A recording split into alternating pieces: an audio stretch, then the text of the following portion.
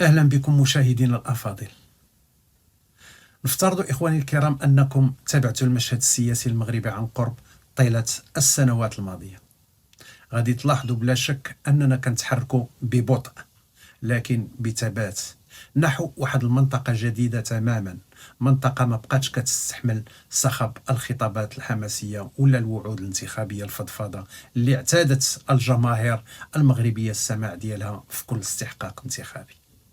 الشيء اللي عشناه مؤخرا وما شاهدناه من تحولات تنظيمية واستقطابات غير معتادة داخل الأحزاب السياسية الكبرى، وتحديدا التحاق شخصيات تكنوقراطية وازنة من حجم السيد فوزي القجع بصفوف حزب الأصالة والمعاصرة، ماشي مجرد خبر عابر كيتستهلك في نشرات الأخبار لثواني معدودة ثم يطوى، ولكن بكل بساطة هو إعلان على شمس جديدة كتشرق على المشهد الحزبي المغربي برمته. هو الوداع الرسمي لزمن الخطابة الجماهيرية والبداية الفعلية لعصر لغة الأرقام. شنو كيعني فعلا أن يخلع الرجل الإدارة والمال وصانع الملاحم الرياضية المعطف ديالو التكنوقراطي المحايد باش يرتضي قميص الصراع الحزبي المباشر؟ واش هو مجرد تغيير في المواقع أم إعادة هندسة شاملة لقواعد اللعبة السياسية برمتها؟ هادشي هذا ما غادي نحاولوا التفكيك ديالو وتحليله في قادم الدقائق. تابعونا لنهاية الفيديو.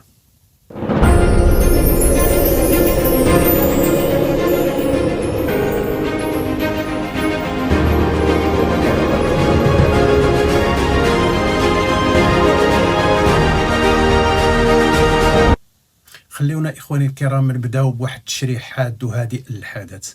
التحول الأول والأبرز اللي كيفرض نفسه بقوة هو ما يمكن أن نسميه بموت خطيب الحزب وولادة المدير التنفيذي. طيلة عقود كان الحزب السياسي كيتختصر في شخص اللي هو الخطيب، هذاك القائد القادر على إشعال حماس القاعات الممتلئة وإطلاق الشعارات الرنانة اللي كتدغدغ العواطف وكتوعد بحلول سحرية لكل الأزمات الاقتصادية والاجتماعية. كانت البضاعة الرائجة هي الكلام المعسول والقدرة على الخطأ. لكن واش مازال صندوق الاقتراع اليوم كيتشترى ولا كيتباع بهذه البضاعة؟ الواقع أن الصناديق اليوم صبحت كتبحث على نوعية أخرى تماما من النخب، ولات كتبحث على مهندسي الميزانيات وعلى الإداريين القادرين على قراءة الجداول المالية وتدبير المشاريع الكبرى وتحقيق النتائج الملموسة على أرض الواقع، ماشي على صناع الوهم الانتخابي.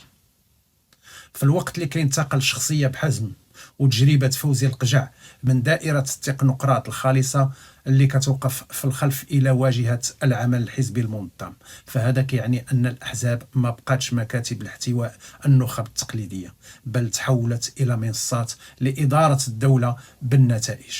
الدولة ما بقاتش كتفكر بمنطق الكتل الشعبوية العائمة، بل بمنطق الأرقام الدقيقة والمؤشرات القابلة للقياس والنجاعة في تدبير الشأن العام.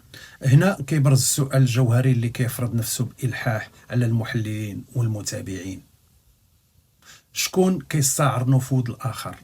واش القجع كيحتاج فعلا لشرعية الصندوق باش يتمسك بالموقع ديالو ويتمدد، أم أن حزب الأصالة والمعاصرة أو ما يسمى اختصارا بالبام هو اللي كيحتاج جينات القجع والكاريزما ديالو والإنجازات ديالو باش يتصدر مشهد استحقاقات 2026؟ الحقيقة اللي مفروض نواجهوها بجرأة هي أننا أمام مقايضة ذكية ومعقدة كتقوم على واحد المعادلة: النفوذ مقابل الهيكلة. من جهة أن النخب الإدارية الكبرى كتعرف جيدا أن العمل بمعزل عن خاصية سياسية وهيكلية منظمة ممكن يحد من القدرة على إحداث التغيير العميق أو حماية الإصلاحات الكبرى على المدى البعيد.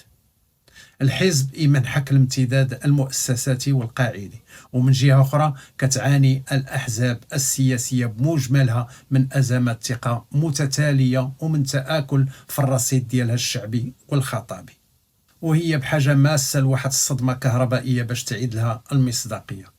وشكون يكون أفضل من رجل أنجز ملفات استراتيجية معقدة وشهد له القاصي والداني بالصرامة في التدبير باش يعيد ضخ الحياة في الشرايين التنظيمية الحزب بحجم البام. هذا الدخول للمكتب السياسي ماشي مجرد إضافة الاسم لامع لورقة الترشيح، بل هو رسالة واضحة لكل الفاعلين في المشهد. الأحزاب اللي ما بقاتش تجدد عبر استقطاب الكفاءات الحقيقية القادرة على الإنتاج وتدبير الأزمات كتواجه حتميا خطر التآكل والاندثار.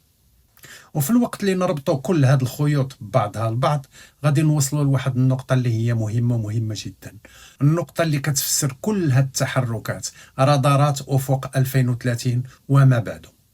المملكة اليوم كتخوض أوراش كبرى استثنائية وغير مسبوقة في التاريخ ديالها الحديث. حنا ما كنتحدثش فقط على تنظيم محطات رياضية عالمية كبرى ككأس العالم، بل كنتحدث على تحول بنيوي واقتصادي واجتماعي شامل كيمس البنيات التحتية والاستثمار والجهوية المتقدمة وإعادة هيكلة الاقتصاد الوطني. في مثل هذا الظرف التاريخي الدقيق، الدولة ما كتخليش الصدف هي اللي تقود الأوراش الكبرى. وضع العقول المدبرة والخبراء الميدانيين في واجهة الأحزاب والتدبير السياسي المباشر هو بمثابة صمام أمان استراتيجي. الغاية الأساسية منه هي ضمان عبور المملكة نحو محطة 2030 وما بعدها دون أي تشويش سياسي أو تعثر مؤسساتي ممكن تسبق صراعات الحزبية الضيقة أو الخطابات الشعبوية الفارغة. الدولة باغية الجنود التنمية والتدبير باش يكونوا في قلب صنع القرار السياسي والحزبي، باش يمكن تتوحد الرؤية وتنسجم السياسات العمومية مع الإيقاع السريع والتحديات الجبارة اللي كتنتظر المملكة المغربية. إذن شنو هو السطر الأخير في هذه القصة؟ دخول فوزي القجع وباقي الكفاءات الوازنة العمق المشهد الحزبي والسياسي ماشي مجرد حدث عابر في قصة البام أو غيره، بل هو رسالة مشفرة وواضحة للجميع.